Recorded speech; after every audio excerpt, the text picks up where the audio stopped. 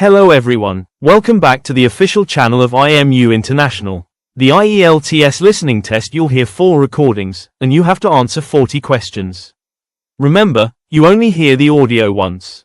Let's get started. Turn to Section 1. Section 1. You will hear a conversation between a student looking for a host family and a housing advisor. First, you have some time to look at questions 1 to 5.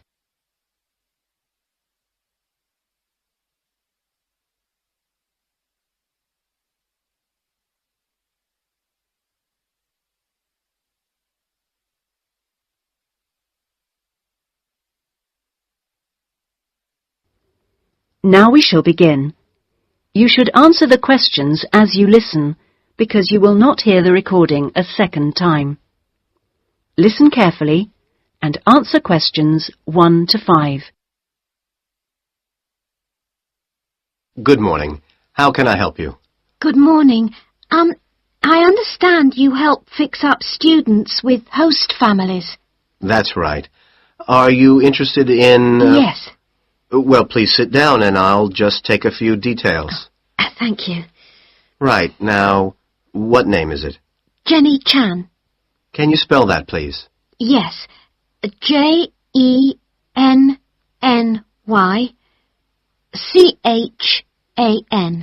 Right. And what is your present address? Seaview Guest House, 14 Hill Road. Okay. And do you know the phone number there? Yes, I have it here. 2237676. But I'm only there after about 7 p.m. So when would be the best time to catch you? I suppose between 9 and, let me see, past, before I leave for the college. Great. And can I ask you your age? I've just had my 19th birthday. And how long would you want to stay with the host family? I'm planning on staying a year, but at the moment I'm definitely here for 4 months only. I have to get an extension to my permit. You're working on it? Mm. Fine. And what will be your occupation while you're in the UK? Studying English? And what would you say your level of English is? Good, I think. I'd like to say advanced, but my written work is below the level of my spoken, so I suppose it's intermediate. Certainly your spoken English is advanced. Anyway, which area do you think you would prefer? Well, I'm studying right in the centre, but I'd really like to live in the northwest. That shouldn't be a great problem. We usually have lots of families up there. Before you hear the rest of the conversation, you have some time to look at questions 6 to 10.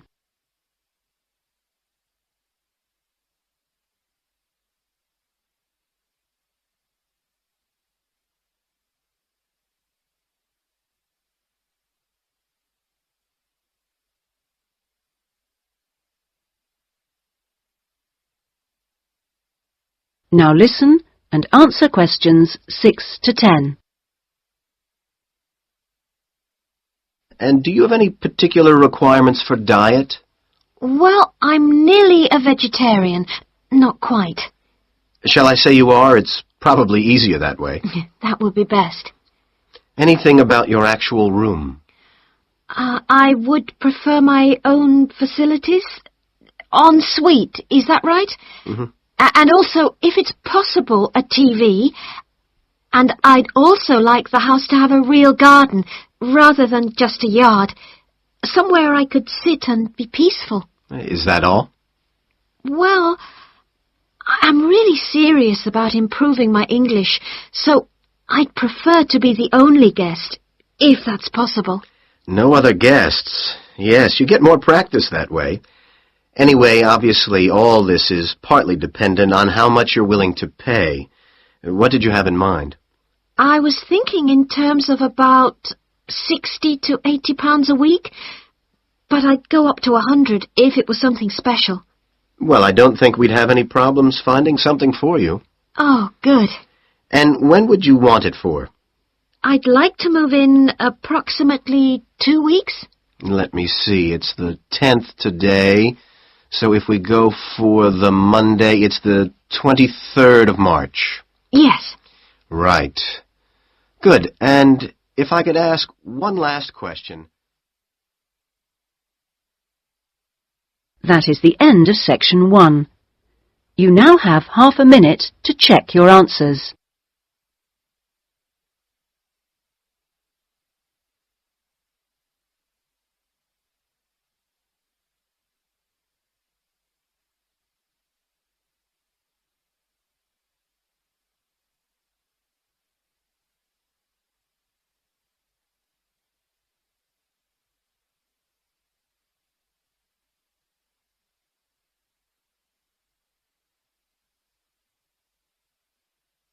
Now turn to section 2.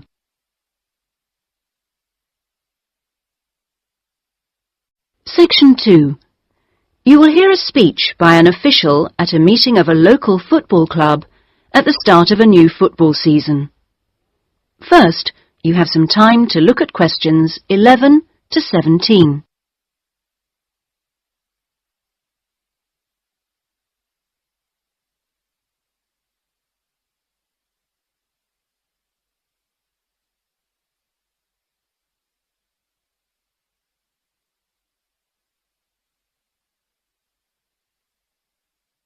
Now listen carefully and answer questions 11 to 17. Good evening, everyone, and thank you for coming to the soccer club meeting. It's good to see so many parents and children here tonight, and I know you're looking forward to a great football season. Now, I'd like to take a few minutes to tell you about some changes to the soccer club for the coming season. Now, this season, we'll be playing all our matches for both the junior and senior competitions at Kings Park, instead of Royal Park, which was used last season. Now, for meetings, we're going to use the clubhouse in Kings Park, and the next meeting will be held in the clubhouse on the 2nd of July. As usual, we hope to begin the season with a picnic next Saturday at the clubhouse. Please try and come to the picnic, as it's always good fun. At the last week of the season, we usually have a dinner and presentation of prizes to the players, and more information about this will be given to you later in the season. This season, we have more teams than ever. We hope to have 10 teams instead of 5 in the junior competition, and they will play on Saturday mornings beginning at 8:30 a.m. Training sessions will be held in Kings Park on Wednesday afternoons for the juniors, and they will be wearing red shirts again this year. In the senior competition, there will be 4 teams, same as last year, and their games will be played on Saturday afternoons, starting at 2:30. It will be at a 2 o'clock start, and the training session for seniors is planned for Sunday afternoons. Before you hear the rest of the speech, you have some time to look at questions 18 to 20.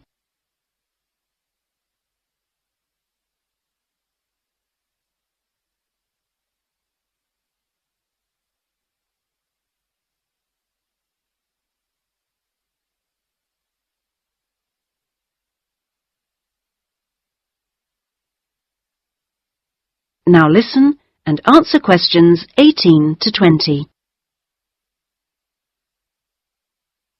Now, I'd like to introduce you to the new committee for the soccer club for this season. Firstly, let me welcome Robert Young, the new president, who will manage the meetings for the next 2 years. Robert's son has been playing football with the club for over 5 years now, and many thanks to Robert for taking on the job of president. Next, we have Gina Costello. She's the treasurer, and she'll collect the fees from you for the season. Please try and give Gina your fees as early as possible in the season, as the club needs the money to buy some new equipment. Then there's David West, who's volunteered to be the club secretary, and one of the many jobs he'll have is to send out newsletters to you regularly. If you have any information that may be useful, please let David know so that it can be included in these newsletters. Also, I'd like to introduce you to Jason Dokic, who is the head coach.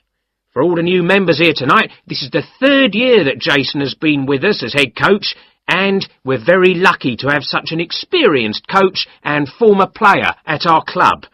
He will continue to supervise the teams at training sessions and on match days.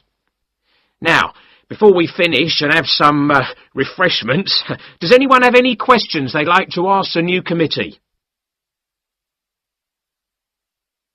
That is the end of section 2. You now have half a minute to check your answers.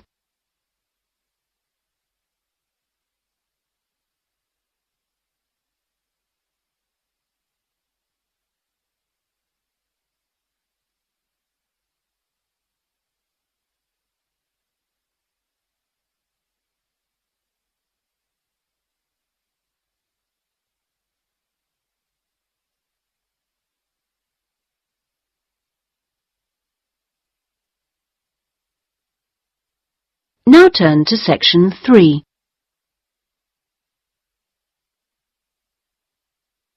Section 3. You will hear a tutor and 2 students discussing a business case study. First, you have some time to look at questions 21 to 24.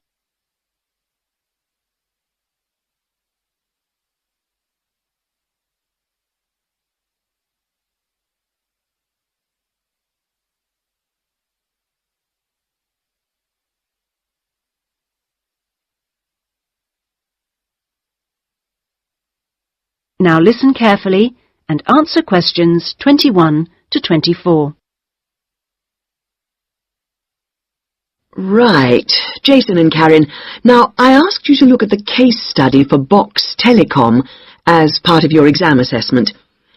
It's interesting because they're in the middle of problems at the moment, and I want you to track how they deal with them. Let's start with you, Karen. Having read through the case study, can you just summarise what the problems were that Box Telecom had to take on board? Well, of course, what first came to their attention was that despite a new advertising campaign, they were suffering from falling sales, and this is something that had many causes. On top of that immediate problem, what had also happened over the last 2 years was that although they had invested in an expansion plan, they had to face up to increased competition. And before they had a chance to get to grips with the effects of that, they were stalled by a strike, and it was just when they were thinking about making a colossal investment in new machinery for their plants. So they were really in trouble. Yes, I think that's fair. And, Jason, now you contacted the company, didn't you? What did the company define as the reasons for these problems? Well, I think they've hit on the right things. It would be easy to say they had invested too heavily or at the wrong time, but in fact the signs were good, and what they were set back by was high interest rates. At the same time, their longer-term problems, which were affecting their market share, were eventually credited to poor training. And having looked at the details in their last report, I think that's right. Before you hear the rest of the discussion, you have some time to look at questions 25 to 30.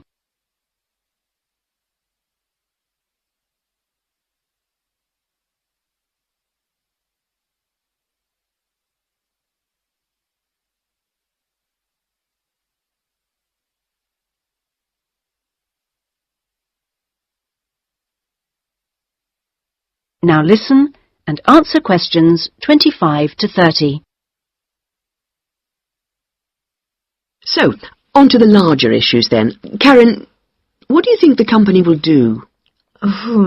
Well, obviously they have the choice of accepting the very favourable terms that another company, KMG plc, have given them to buy them out.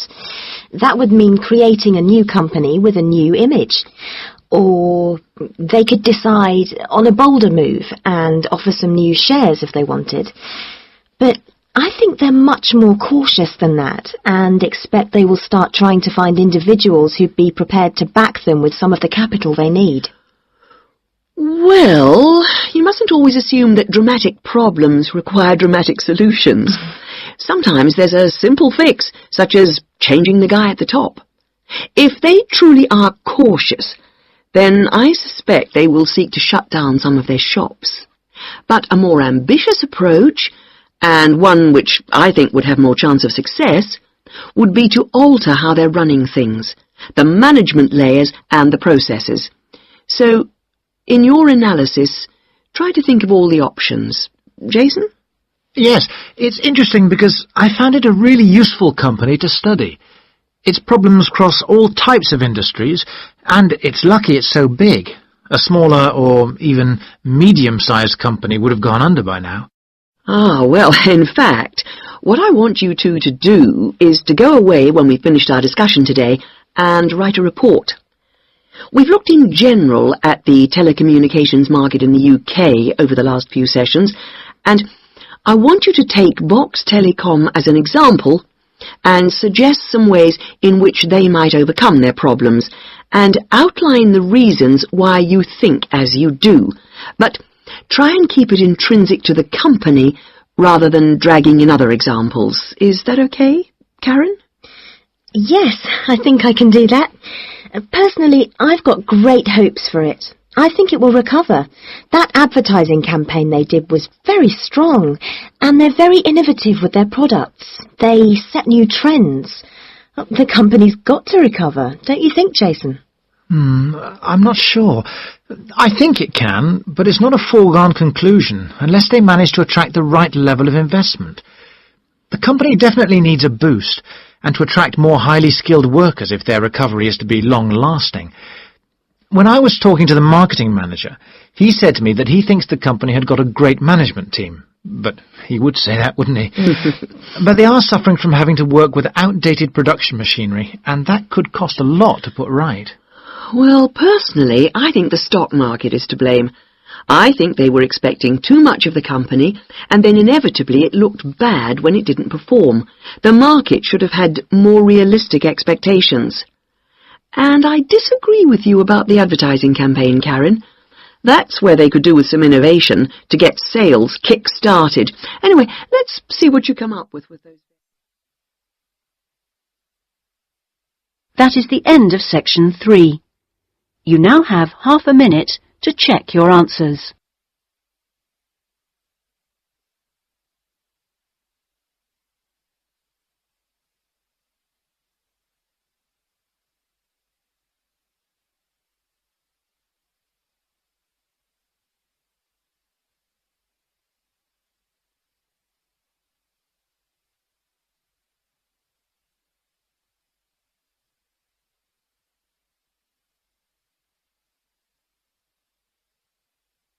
Now turn to section 4.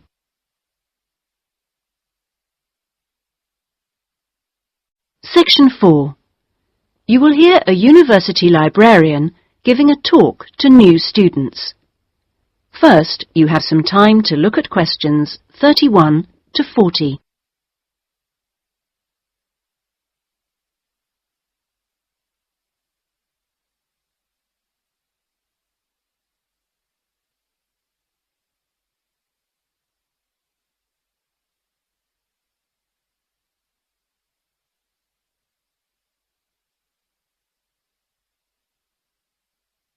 Now listen carefully and answer questions 31 to 40. Okay, are you all settled? Well, first of all, welcome to Cardiff University.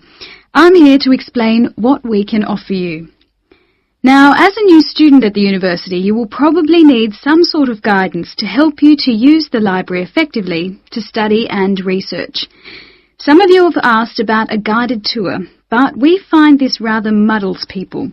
So, in this first week, we run a series of talks which focus on different aspects of the library and its resources. You'll also find that to get the most out of the library, you really do need to be computer literate. And so all this term we run small classes which will bring you up to speed on how to access the computer-loaded information. Okay, now let me give you an outline of what's available to you.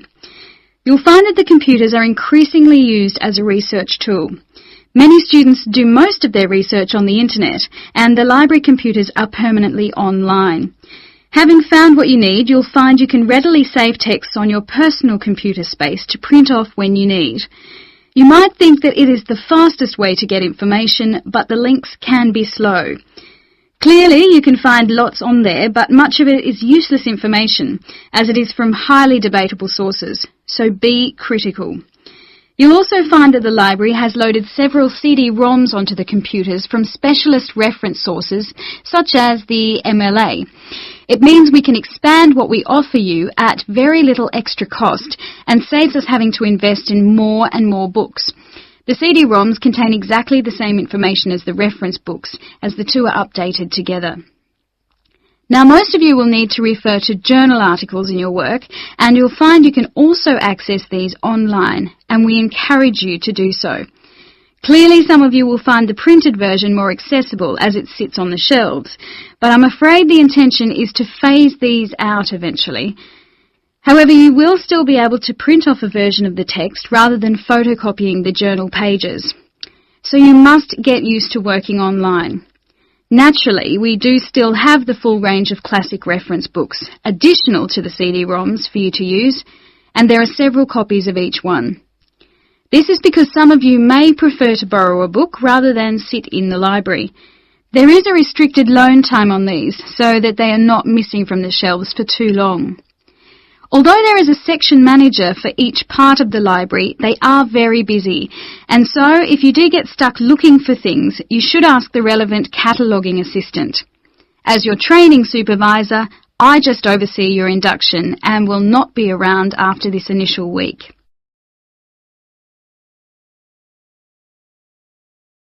Some of you may be interested to know that the library is offering specialised training sessions on writing a dissertation. Obviously, this is not relevant to those of you who are undergraduates, it is just for postgraduates. Your department will discuss the planning stage of the dissertation, i.e. what you're going to do with you, and we will focus on the structure of it. However, the training will also include some time on the computers. I realise most of you know how to organise files, but we can show you the different ways to run data programs. Your tutors will tell you at the outset how to set out the chapters they require, but you will need to ask them how they would like you to organise the bibliography, because it varies depending on your subject area. When you've got something together, the trainer here will look through the draft version for you to see if it's okay. And one final point, for those of you who have registered from abroad, we can offer individual sessions on dissertations if you feel you need them. If you require language lessons, then they are available from the International Centre next to the Law Department.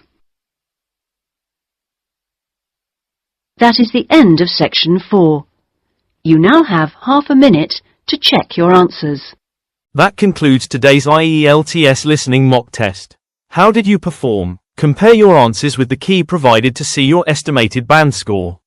If you're ready to take your preparation to the next level, join us at IMU International. From intensive IELTS workshops to free student visa consultancy, we provide the expert guidance you need to succeed in 2026. Visit our centers in Navsari or Billamora to start your journey today. Don't forget to like this video and subscribe for more professional training from IMU International. Good luck with your studies, and we'll see you in the next session.